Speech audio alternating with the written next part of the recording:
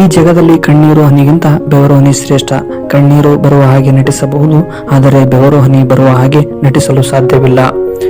ಬೇರೆಯವರನ್ನ ಪ್ರೇರೇಪಿಸಲು ನೀವು ಪರಿಪೂರ್ಣ ವ್ಯಕ್ತಿಗಳಾಗಿರಬೇಕಾಗಿಲ್ಲ.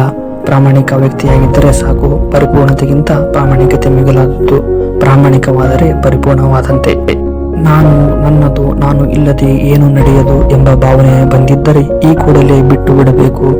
ಏಕೆಂದರೆ ನಾವು ಬರುವುದಕ್ಕಿಂತ ಮುಂಚೆಯೂ ಜಗತ್ತು ನಡೆಯುತ್ತಿತ್ತು, ನಾವು ಹೋದ ಮೇಲೂ ಜಗತ್ತು ನಡೆಯುತ್ತದೆ. ನಮ್ಮೊಳಗಿನ ಅಹಂಕಾರವನ್ನ ತ್ಯಜಿಸೋಣ.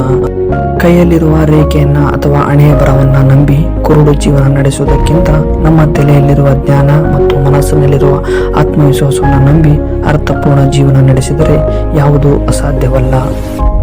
ಯಾರು ನಮಗಿಂತ ಮುಂದಿದ್ದಾರೆ, ಯಾರು ನಮಗಿಂತ ಹಿಂದಿದ್ದಾರೆ ಎಂದು ಯೋಚಿಸುವುದು ಬೇಡ.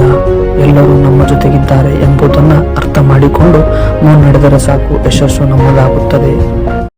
ಪೃಥ್ವಿ ಅಂದರೆ ನಮ್ಮ ಭೂಮಿ ಮೇಲೆ ಪ್ರತಿ ಗಂಟೆಗೆ 16,720 ಜನ ಮಕ್ಕಳು ಪ್ರತಿ ಗಂಟೆಗೆ ಜನಿಸ್ತಿರ್ತಾರ. ಈ ಸಮಾಜದಲ್ಲಿ ಪ್ರಸ್ತುತ 3 ರೀತಿಯ ಜನರನ್ನು ನಾವು ನೋಡ್ಬೋದು.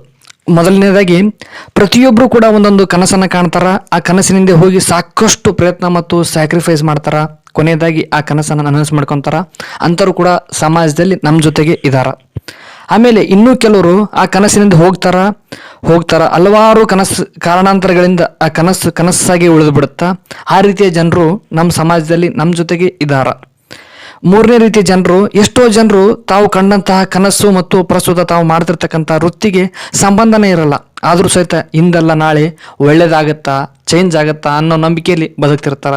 ಅದ್ರ ಜೊತೆಗೆ ನಾವಿಲ್ಲಿ 2 ಸನ್ನಿವೇಶಗಳನ್ನ ನೋಡ್ಬೋದು. ಒಬ್ಬ ಅಜ್ಜ ದೇವ್ರ ಹತ್ರ ಬೇಡ್ಕೊಂತಿರ್ತಾನ, ದೇವ್ರೇ ಈ ಜೀವನದಲ್ಲಿ ಆಸೆ ಏನು ಉಳಿದಿಲ್ಲಪ್ಪ, ಆದಷ್ಟು ಬೇಗ ನಮ್ಮನ್ನ ನೀನ್ ಕರ್ಕೊ ಅಂತಂದ. ಅದ್ರ ಜೊತೆಗೆ ಇಲ್ಲಿ ಒಬ್ಬ ಸಣ್ಣ ಹುಡುಗ ಅದಾನ, ಆತ ಕೂಡ ದೇವ್ರ ಹತ್ರ ಬೇಡಿಕೆ ಹಾಕತ್ತಾನ. ಏನಪ್ಪಾ ಅಂತಂದ್ರ, ದೇವ್ರೇ ನಾನು ಸಣ್ಣತ ಇದೀನಿ, ಆದಷ್ಟು ಜಲ್ದಿ ನಾನು ದೊಡ್ಡತನಾಗಿ ಮಾಡು, ನಾನು ದೊಡ್ಡತಾಗ್ಬೇಕಂತಂದು ಬೇಡಿಕೆ ಹಾಕತ್ತಾನ.